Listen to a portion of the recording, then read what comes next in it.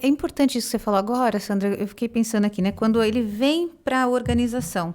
Vamos imaginar que é uma organização na Faria Lima. E a gente começou falando sobre inclusão e pertencimento.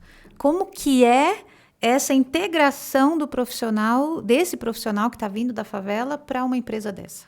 Não é fácil. Tá? Isso é um ponto que a gente se preocupa bastante, trabalha bastante com o RH dessas empresas parceiras. Porque normalmente talvez a pessoa não tenha nem roupa para ir, não sei como é que fica. Hoje tem parceiros aí, ONGs, que trabalham até ajudando nisso, e a gente também ajuda eles em algumas dicas. Mas o problema maior é que a realidade dele é muito diferente. Quando você está numa organização, e eu sei porque eu entrei numa organização quando eu estava na minha carreira, que era uma consultoria internacional como a Accenture, e eu vim do subúrbio do Rio, né? Então, eu não morava na favela, mas eu vim do subúrbio do Rio, que é outra realidade. E aí você começa a ter relacionamento ali com seus pares e você vai vendo que um sempre vai à Europa 2 vezes por ano, perdão. O outro se formou, fala 5 idiomas. Então, você começa a ver que o final de semana, inclusive, dessa pessoa é diferente do seu. Sim. E aí você não tem assunto. Você vai falar sobre o quê? Como é que você vai contar o seu final de semana? Então, já começa aí que a necessidade do ser humano, eu falando de neurociência, né, que é inclusão para se sentir protegido, né? Sim. Então, nós temos necessidade porque na época das cavernas, quem não fazia parte de grupo tinha mais chance de morrer devorado por um animal. Então, quando você não está se sentindo incluído, você se sente mais vulnerável ainda. E a inclusão, ela começa na comunicação. Ela começa no que a gente está discutindo, no idioma que a gente fala, no vocabulário. Então, essa inclusão desse talento escondido na organização é muito difícil porque ele tem um final de semana diferente, ele tem uma vida diferente, ele conhece outras coisas, que às vezes é o tiroteio, às vezes é o tráfico, às vezes é a mãe dele que apanhou do marido. Não que isso tenha só numa classe social baixa, não, sem dúvida, mas que é muito mais evidente naquele dia a dia. Então, exige do RH e da empresa um esforço muito grande de se interessar genuinamente por outras realidades. E até de desenvolver seus líderes para que façam esse trabalho de inclusão de uma forma muito mais forte, intencional.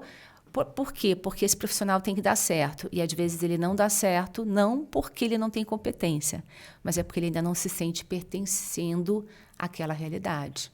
Sim, e você falando, eu fico tentando imaginar como que a empresa, na verdade é uma nova linguagem que a empresa precisa incluir, precisa trazer, precisa abrir talvez canais de escuta.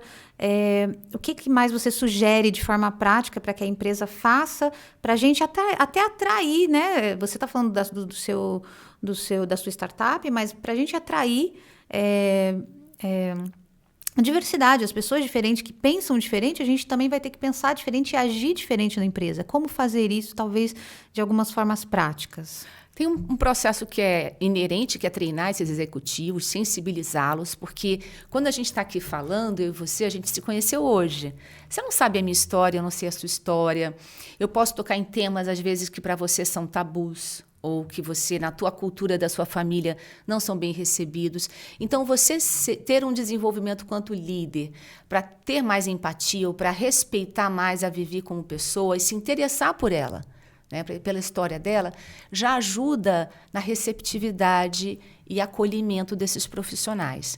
Mas é claro que a gente precisa sair da nossa bolha, e o RH pode ajudar nisso. E sair da nossa bolha vai até você atuar numa ONG como voluntário, e aí onde você desenvolve várias competências. Eu tenho essa experiência, por exemplo. Eu mudei muito depois que comecei a trabalhar com ONGs, porque eu estava por uma história de ascensão profissional numa consultoria internacional. Então, tinha um outro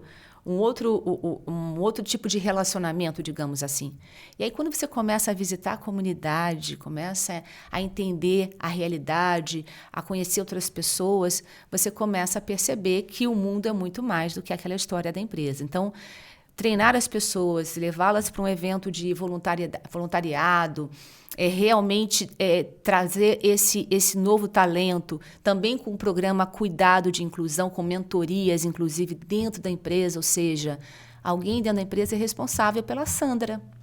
Quem que vai cuidar dela? Quem vai ser o anjo ou tutor dela aqui dentro?